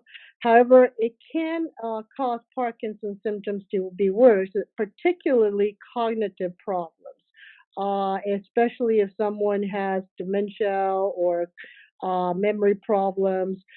Having anesthesia can lead to worsening symptoms, even psychosis and hallucinations when they're hospitalized. And there are some interactions with certain anesthetics and like Flexeril and the MAO inhibitors. So it is important that when talking about general anesthesia that they know the list of medications, and if you're in certain medications like MAO inhibitors, they need to be stopped at least 24 to 48 hours before receiving certain types of anesthesia because it can cause some damage. And if there is a some cognitive defects are ready to talk to that anesthetic anesthesiologist and the primary doctors and neurologists about what to expect or how to improve it during the hospitalization so that there's no increase in psychosis. Okay. Next question I have here is for Sonia and anyone else that would like to add their opinions and knowledge. The question says, my mom has Parkinson's and the health system in Trinidad, West Indies does not cater as much with persons afflicted with this disease. How do I, as her son, not only go on with living my life, but also provide care and support? That's a tough one. It's a tough one because Donna and I were talking about this earlier. Much of the world doesn't have access to the type of medications that we have. Only 34% of countries in the world have access to something as simple as levodopa, carbidopa from their primary care physicians. That's the one medication that actually keeps us moving. And I would suspect that this gentleman, unfortunately, is in one of those areas where it's not readily accessed. I really don't know what resources he could go to. I do know that there are some local organizations that he could probably find, but it's such a difficult thing because they just don't have the access to medications. And for instance, some places like Africa, 1 month's worth of medications is 1 month's worth of your pay. So when you have to choose between your medications and the health of your family or feeding your family, what are you going to choose? It's the inequality is really terrible, and it's very disheartening. So unfortunately, I mean, I can try and look for resources for this particular gentleman in the area that he lives and get back to him if you want to forward me his information. But I would suspect there are many charities in his area, probably, or hopefully, that might be able to give you more information, more support. Okay. All right. Thank you. Donna? Okay, I have another Maria question. Does Alzheimer's and Parkinson's have any relationship to each other? That's a good question. Well, neurologists consider that Alzheimer's and Parkinson's are the opposite end of the spectrum of each other. So on the one hand, you have Alzheimer's, and on the other hand, you have Parkinson's. So there are diseases like Lewy body dementia, and Parkinson's, and Alzheimer's that can coexist. So, and then of course there's Parkinson's plus symptoms that has symptoms of both. So there's a spectrum that we think. On one hand, like I said, is the Alzheimer's. So they're not the same disease, but they can coexist, and some people do have both diseases or can have symptoms of both. The one thing that you know is that when people have a combination or have Lewy body dementia or Lewy body disease, is that when you give certain types of Parkinson's medications, it will exacerbate the dementia or the psychosis of the other one. So that's one way to know whether you're dealing with both. And so you have to treat them both at the same time. But of course, there's that balance of trying to not exacerbate one while you treat the other. So unfortunately, we don't know at this point, other than having an actual autopsy to prove that that's what's going on. We don't have anything other than clinical data, clinical evaluation like we do for Parkinson's and Alzheimer's, as a clinical diagnosis. We don't have any specific, although I think they're working, I thought I heard, with a marker for Alzheimer's. So there may be something that they may be able to objectively tell. I think it was one was a blood test, and then I think one of them was a lumbar spine study that they were looking at that. Okay.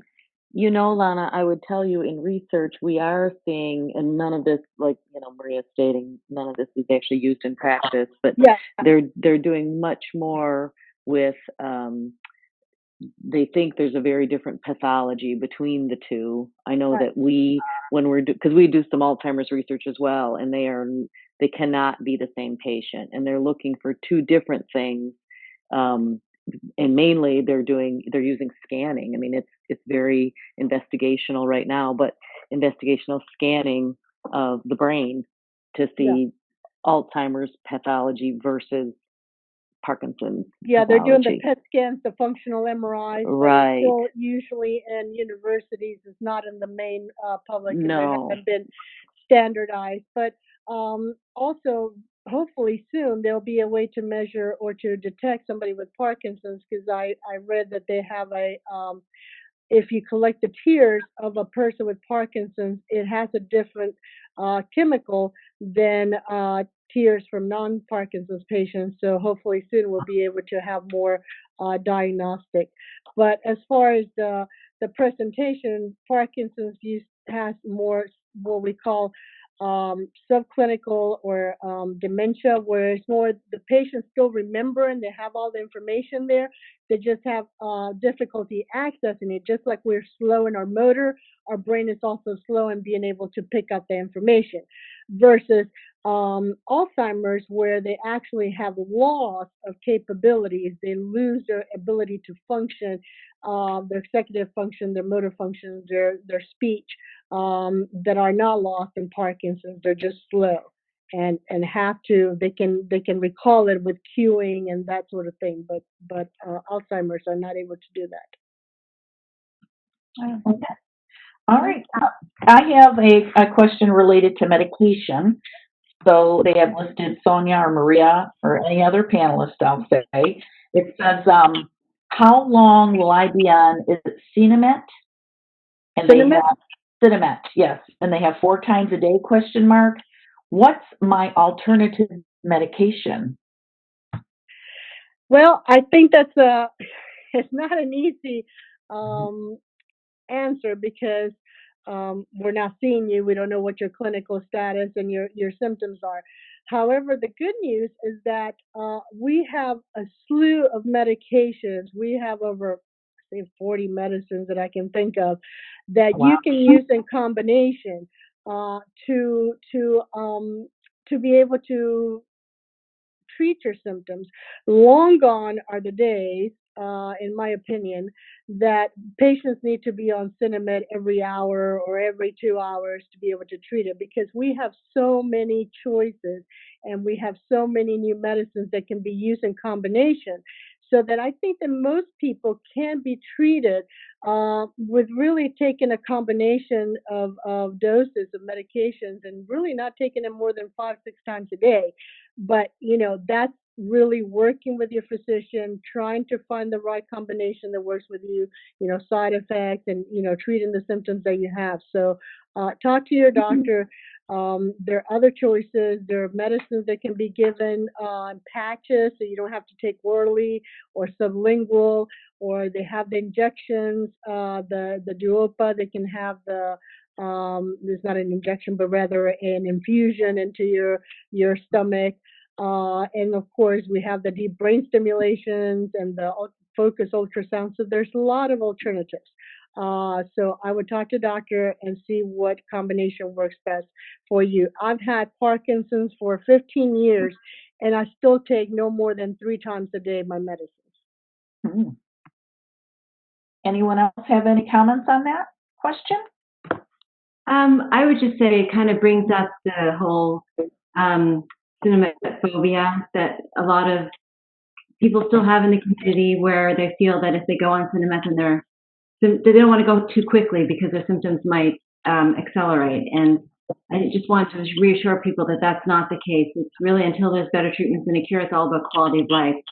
And Cinemet can help you, and if you're the right person or patient for it, depending on what your doctor says, can really give you back some quality of life. And studies have shown that it's not any detriment to you if you started earlier rather than later.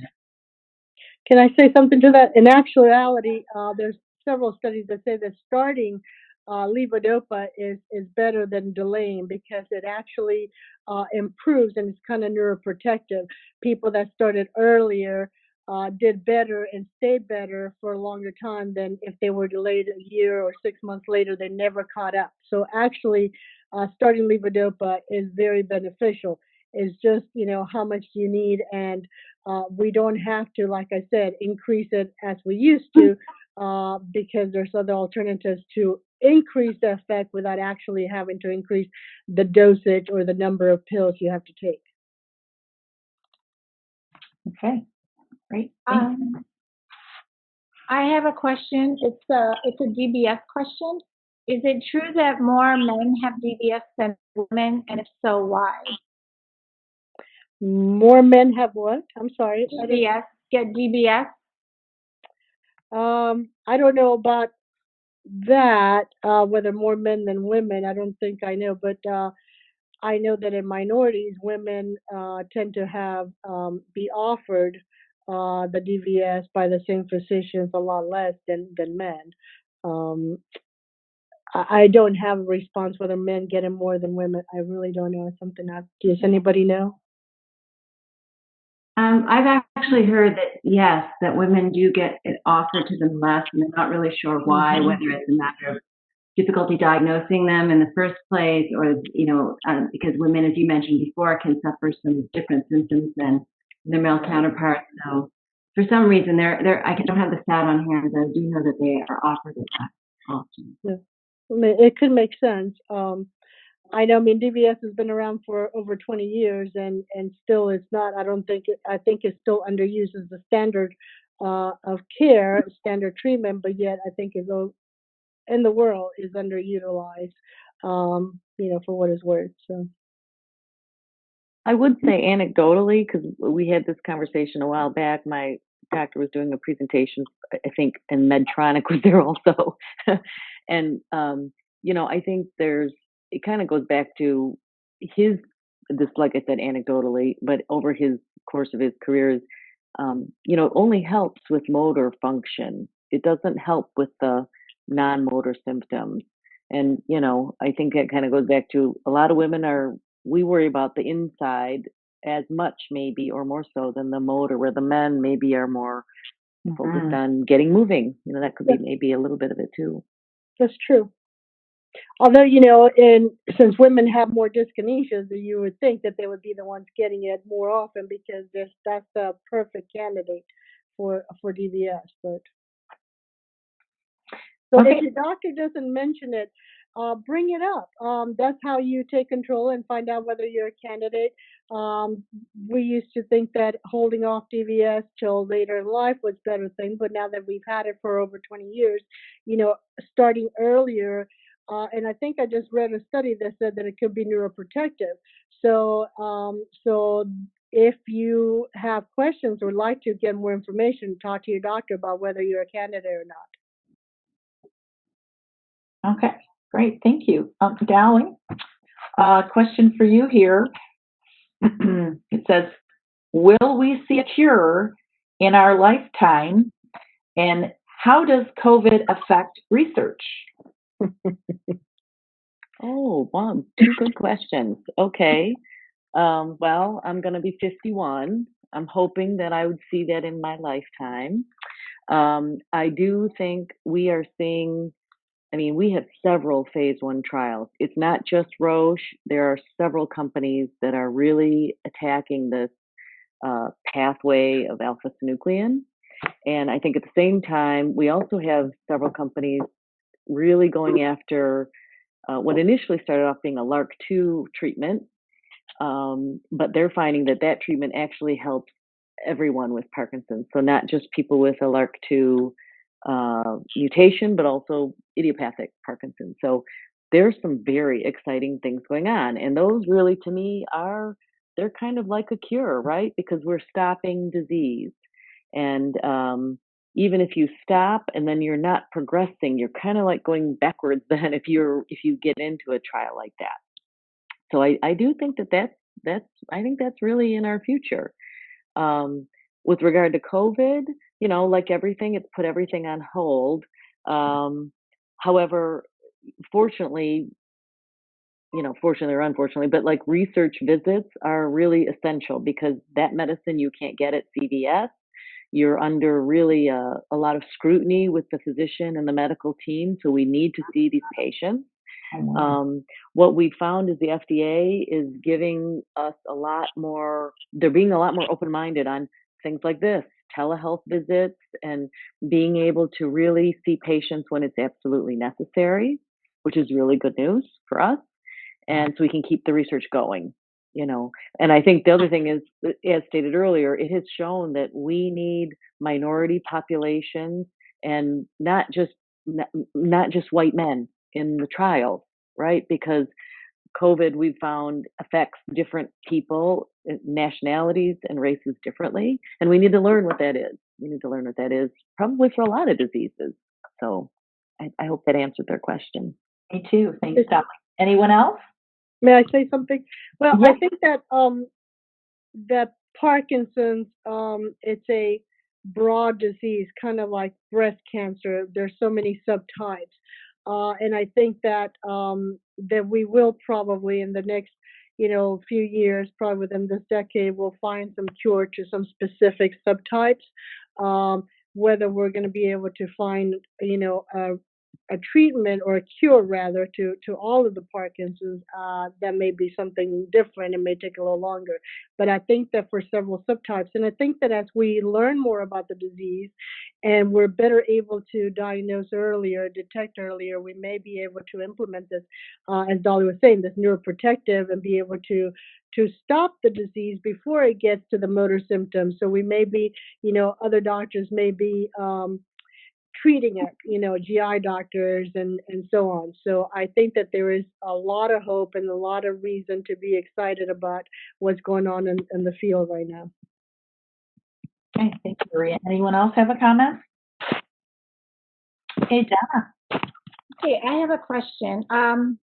What is the relationship between Parkinson's and essential tremors? I think this would be, I guess, yeah, sorry, I'm taking over. Well, essential tremors is a hereditary disease that affects movements when you are in action, when you're trying to do something. And again, that's one of those diseases that people consider on a spectrum, that you have essential tremors on one side and Parkinson's on the other side. That people that have essential tremors, however, they do tend to have a higher risk for developing Parkinson's. So at one point, my grandmother actually had essential tremors, and my family has essential tremors, and only my grandmother and I developed Parkinson's. So having essential tremor does put you at a higher risk, and the longer you have the essential tremor, like if you start younger versus older, there's a higher risk for developing the disease. But doesn't mean that you will have Parkinson's, and we don't know an exact percentage, like 50-50 or 67. We really don't know, but we see it very commonly, particularly in Hispanics. They have a lot of essential tremor. They tend to have a higher risk of developing Parkinson's. Okay. All right, I have a question. And I'll throw this out to anyone. Is there a publication that spells out what to eat that will help and what not to eat? Okay, Maria? Well, I'm sure that I know that all of the Fox Foundation and Parkinson's Foundation and all the foundations, they have lots of literature on nutrition and dietary supplements.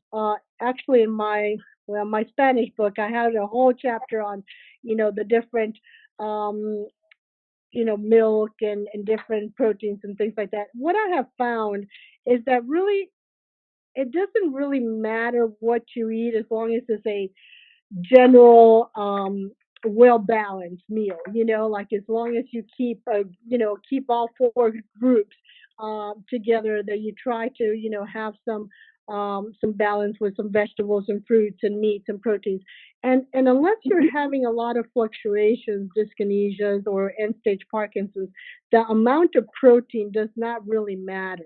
It's, sometimes we use it if patients are having, nausea or other symptoms. We use it for an advantage to eat more protein. So again, it's something that you need to talk to your doctor about what's best for you and your general health. I think that trying to, not eat a lot of sugars, not eat a lot of, fatty foods and things, just overall health. But certainly a Mediterranean diet that everybody talks about. But that's vegetables, legumes, a lot of fruits and nuts. that would help with the disease. What I find, I think that more than what you eat is what time you eat at, because I think that as we, one, get older, our digestive system kind of slows down, but also as we progress with the disease, we tend to have more constipation, and the constipation itself can cause a lot of malabsorption problems.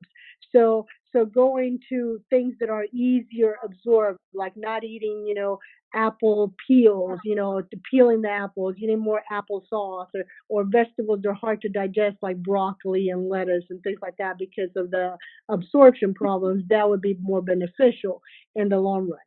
So, I think that that's one of the biggest reasons people have fluctuations, because of the constipation. They're not able to absorb the medication, get it on time, or it stays stagnant in the gut, and then they have more side effects.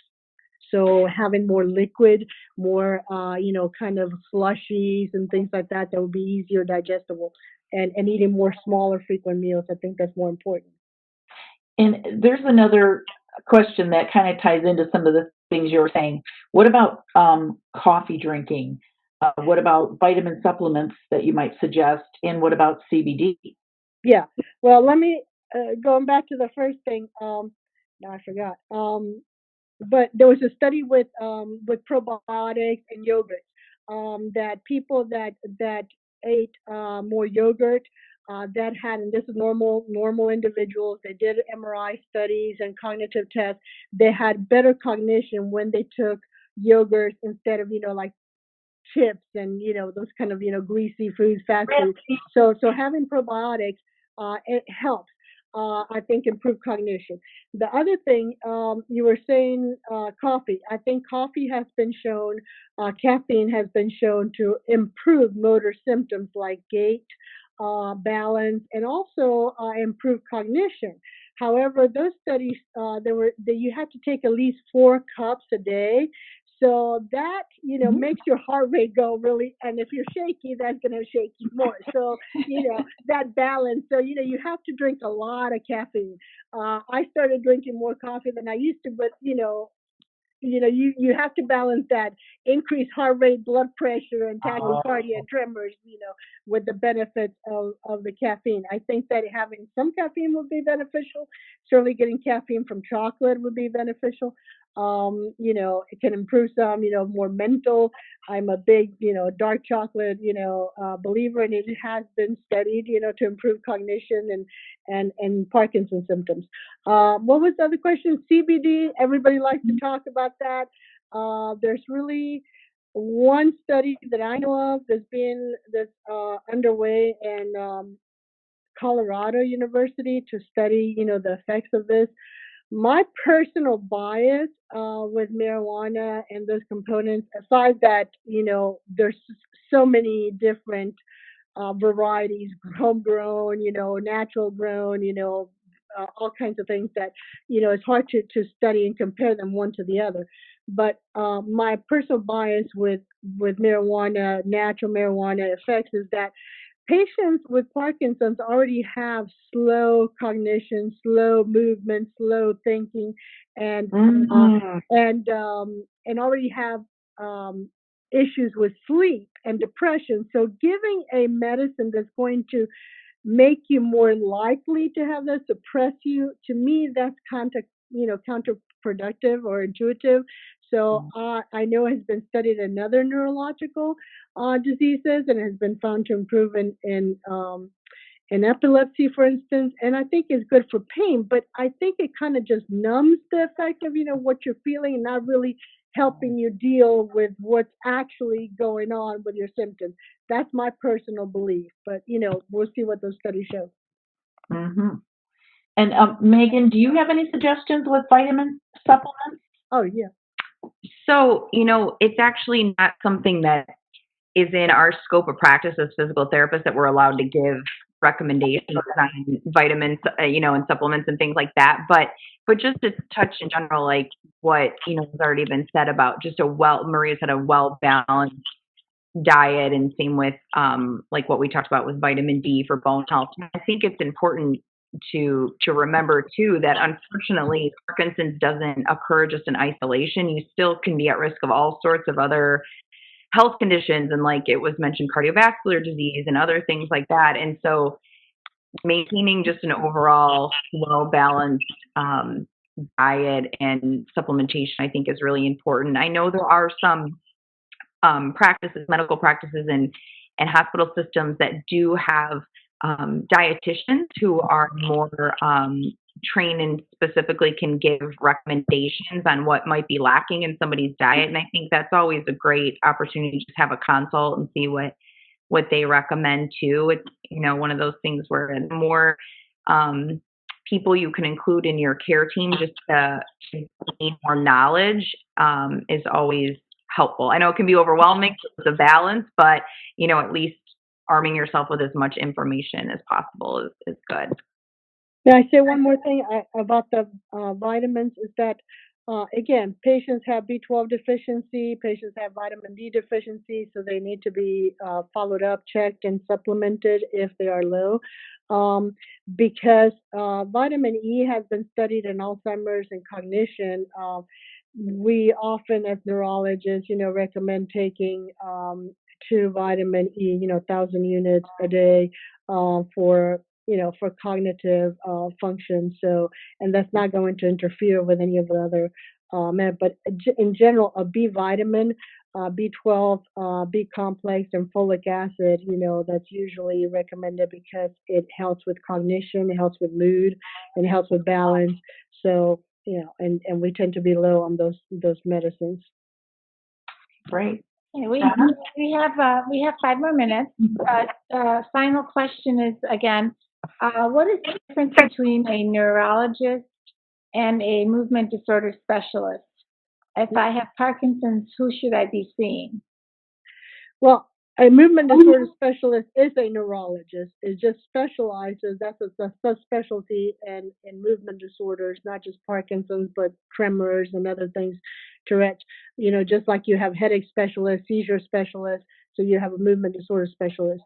I think that everybody should see a neurologist if they can, and if possible, see a movement disorder specialist.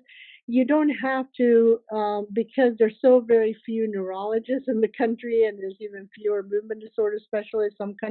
Some states don't even have neurologists, much less movement disorder specialists. So having somebody that a neurologist would be more knowledgeable in general about Parkinson's and neurological disease. But of course, if there's a primary care doctor, somebody that's all they see, that they have a good experience with them, that's somebody that you would want to see. Why you would want to see a specialist is because specialists usually are the ones that deal with those kind of issues on a more frequent basis, so they are much more knowledgeable of what's new in the area, the studies that are being done, the new treatments, and nuances about the disease. The more patients you see, the more nuances you can, be able to see, as opposed to seeing just a general practitioner or somebody that doesn't have a lot of experience with Parkinson's, even if it's a neurologist, that sees mostly headaches or seizure or something else. They may not be able to pick up the nuances that are the things that are really going to affect your daily living. Things that are really going to bother you, not the big, tremors and falling and things. Anybody can see that, but the little things, and they're the ones that would be more likely to be able to manage those. I think that's why it's important. And even I, as a movement disorder specialist, when I was practicing, I had patients, but sometimes I would send them to another movement disorder specialist in the larger city at the university, so they can participate in studies and be able to see, maybe they will go once a year as opposed to, seeing me, every 3 months. So having somebody like that, you don't have to see them very often. You can still with your neurologist, your primary care doctor, but at least once or twice a year to try to see what's new in your disease, what's new with medications, and new research opportunities. Okay, thank you. I would like to add to that too, just as a PT, I see a lot of my patients who benefit so much greater from a movement disorder specialist as well, just from the fact how we talked about there's so many medication options. And if someone's not handling Cinemet well, for example, it's the movement disorder specialist who's usually the one who is more able to know these nuances of and to try different combinations and to really tailor that more specifically to each person. So I hate to see it when someone just gives up on medication altogether after trying one thing and they don't have those discussions with their doctor. So I think that's another good benefit of a movement disorder specialist, just to tag on to what you said, Maria. Sure. Yeah, thank you. Thank you. I think we have 1 more minute left, and that's it. Now, I just want to thank all of you for joining us here tonight. I think we can keep talking about this with women all day, really. But I just want to tell everybody thank you so much, and want to thank my committee for participating as well and sharing their stories. And because this is our first time doing this virtually, please don't forget to fill out your survey at the end of the event and give us your feedback. And we wish you a wonderful summer and be safe. Hey, Donna, there were a few questions that I still did not get to go through due to the end of this. So we just want to make sure that we will hopefully have somebody that will be able to answer the question. So I don't know how we want that follow-up to be. We'll post that on our website, and then we'll leave a link to where someone can, get the question answered. So we will. Okay, great. Thank you. Cool. Bye. Thank you, everybody. Thank you, everyone. Bye. Bye, everyone. Good evening. Bye. Thank you. Bye. Thank you very much. you.